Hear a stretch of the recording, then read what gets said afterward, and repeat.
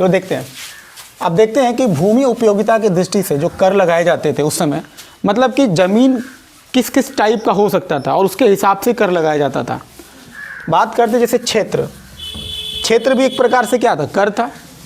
अब ये कर कैसा लिया जाता, जो भी वैसा ज़मीन जो कि खेती के लिए उपयुक्त होता था, तो जो खेती के लिए उपयुक्त भूमि होता था उससे किस प्रकार का कर लिया जाता था, क्षेत्र। तो क्षेत्र एक प्रकार का क्या था, कर था।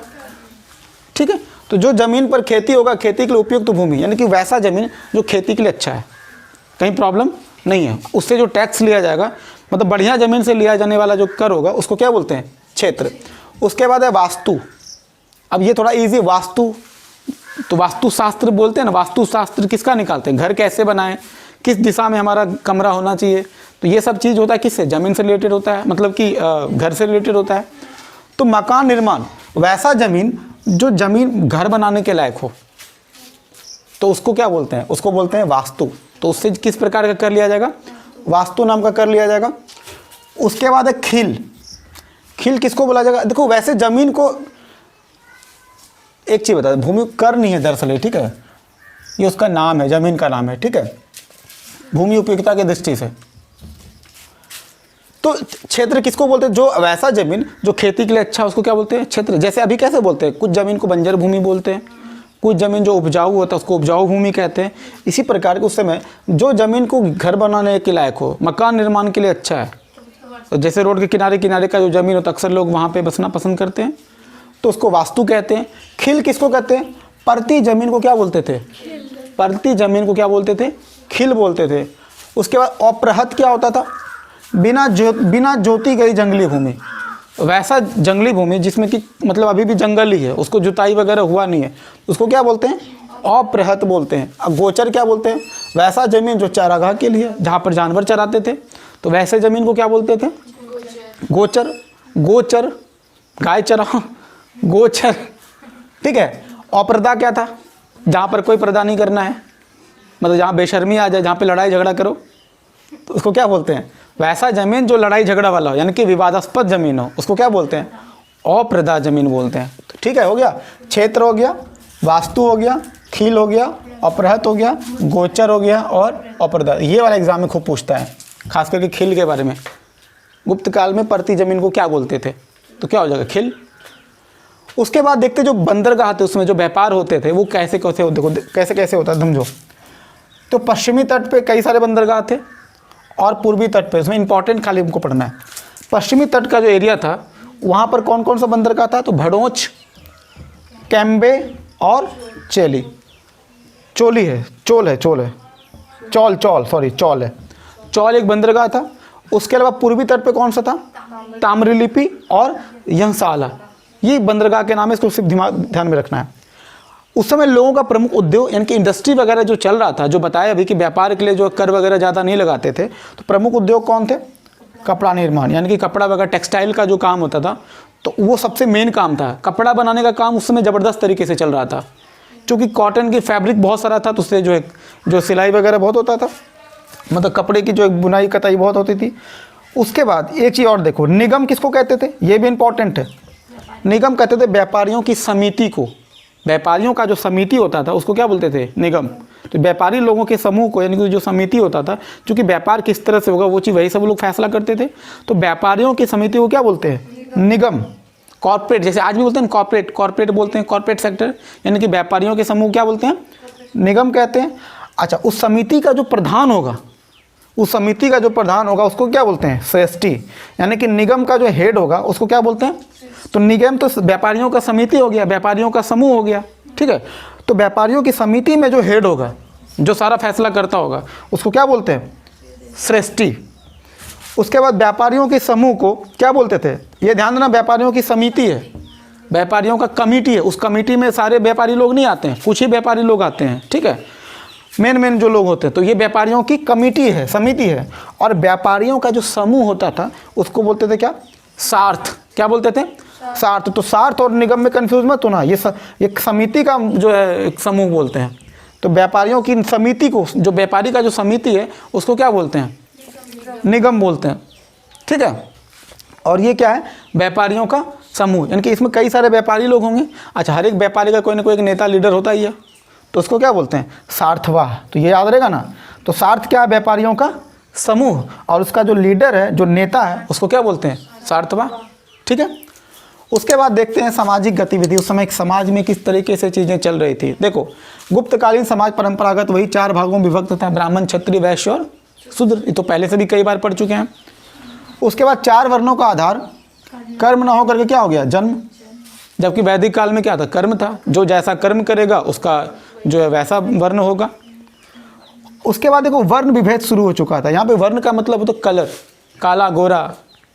भाई मैं क्यों काला, मतलब क्या बोलते हैं, वो जो कृष्ण भगवान को भी इस चीज़ से दिक्कत था, राधा क्यों गोरी, अब मैं क्यों काला।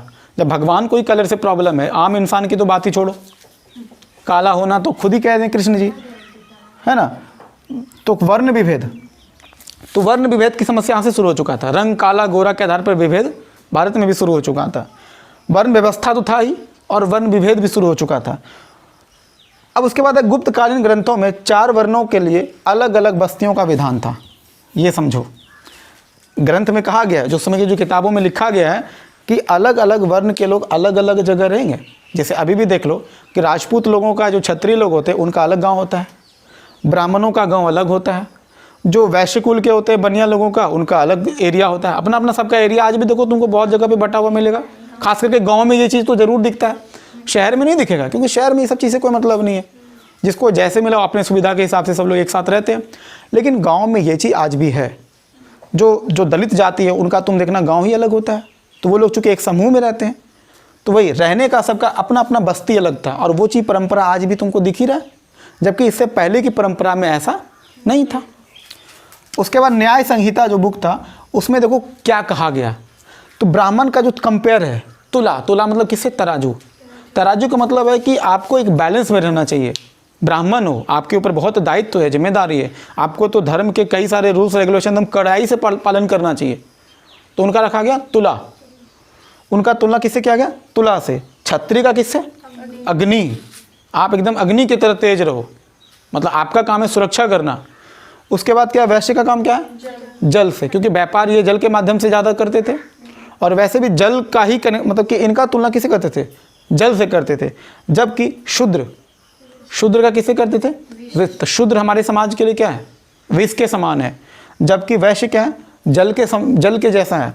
क्षत्रिय अग्नि के जैसा है, और ब्राह्मण तुला के जैसा है।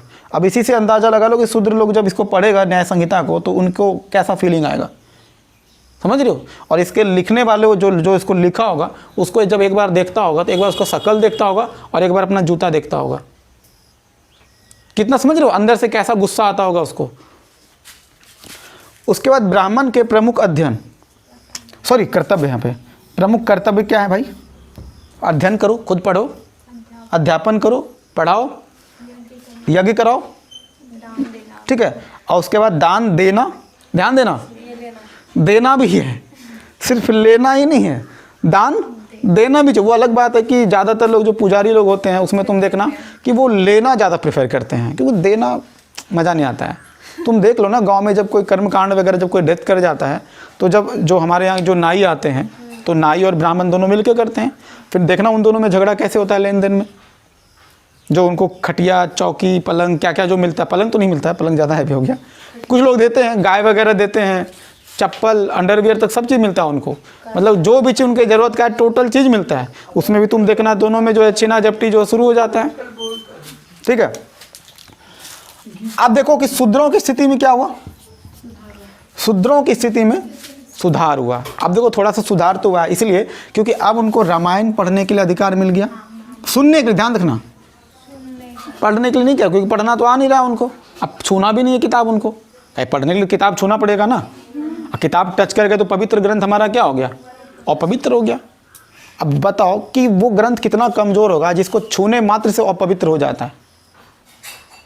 समझ रहे हो, हमको तो उसी पे सवाल उठाना है कि कहते हैं कि गीता हमारा बहुत ही पवित्र है, हाँ पवित्र है, हाँ तो छूने से अपवित्र हो जाएगा।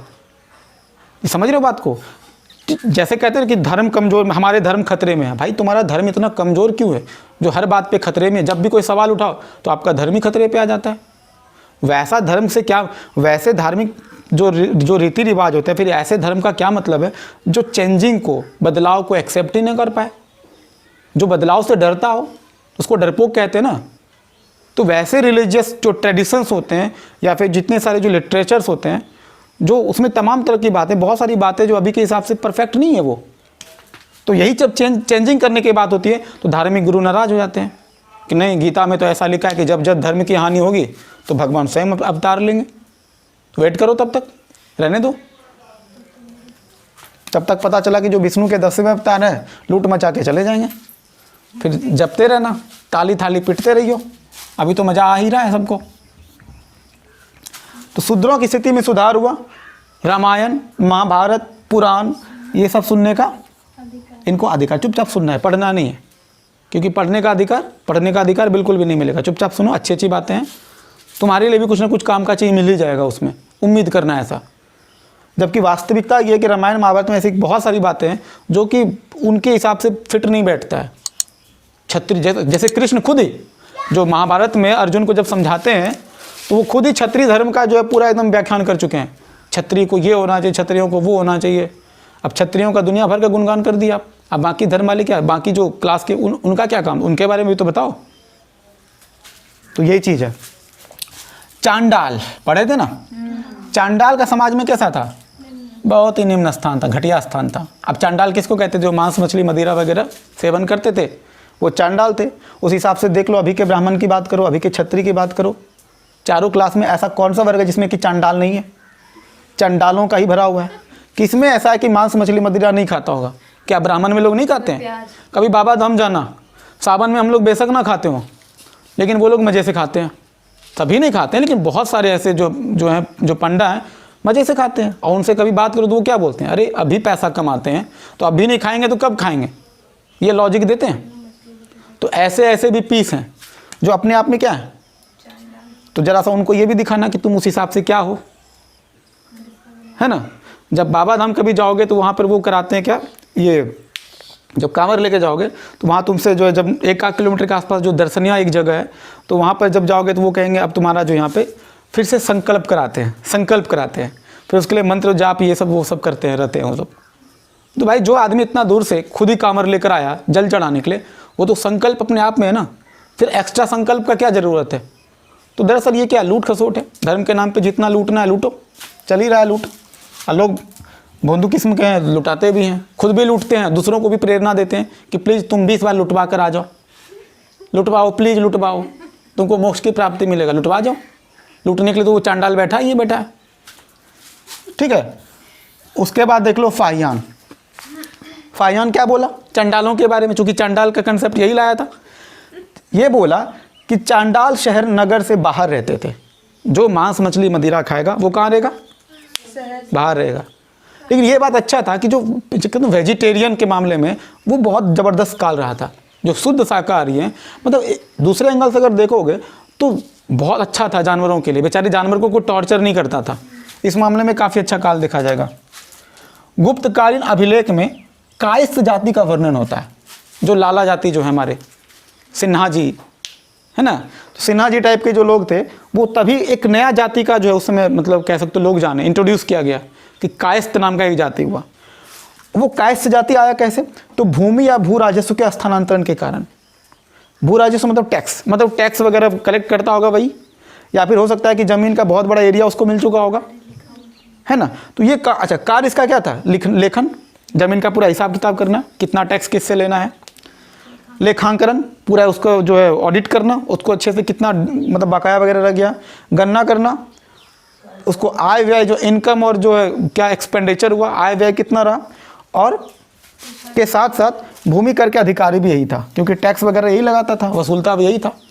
तो लाला जी कौन थे? जो लिखना पढ़ाना अच्छे से जानते थे। कहते हैं लाला जी कलम के ताकतवर होते हैं, उसके कलम में बहुत दम होता है। ये तभी से लोगों को धीरे धीरे इंट्रोड्यूस कायस्थ जाति के बारे में हो गया। अब देखिए आज का जो ये लेक्चर है ये हमारा यहाँ पे तो फिनिश हो गया, लेकिन जो अगला वीडियो होगा हमारा वहाँ पर होगा कि गुप्त काल में जितने भी जो कवि हैं उनके रचनाएं कितने हैं, क्योंकि वो एग्जाम के लिए बहुत इंपॉर्टेंट है, ठीक है। तो उसको एक बार आप लोग पॉज करके आप लोग आराम से लिख लीजिएगा, उसको एक एक करके आप लोग कभी मौका मिले तो दोबारा रिपीट करके भी सुन सकते हैं, अगर एक बार में समझ में नहीं आया तो, ठीक है। और अगर कुछ सुझाव देना चाहते हैं कि मान लीजिए कोई टॉपिक यहाँ पर छूट गया हो या फिर इससे रिलेटेड कोई और बात यहाँ पर रह गया हो तो उसको हम कमेंट में आप ज़रूर बताइएगा, ठीक है।